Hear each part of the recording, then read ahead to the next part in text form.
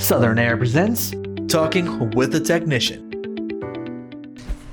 I'm Greg Altazan, Senior Tech at Southern Air. I'm here to talk a little bit about proper maintenance on your air conditioning and heating system. An air conditioner is probably about the most neglected but needed item that you have in your possession. So it needs to have proper maintenance done yearly.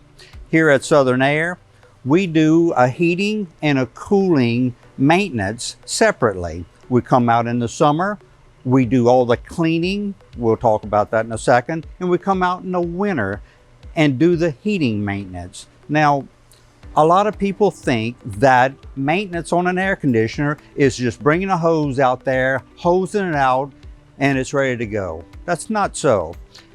We do thorough tests on all the components that make up this air conditioner. Inside, we check and clean, calibrate, make sure the thermostat's operating properly, the indoor blower system is working properly. Also, all the electrical connections are tight. We go outside, check all your capacitors, freon levels. For example, this is a digital set of gauges. We get superheat and subcooling to make sure that your unit is operating at peak efficiency. So whenever you get this system tuned up by Southern Air, we're going to give you a unit that's working at peak and like new condition.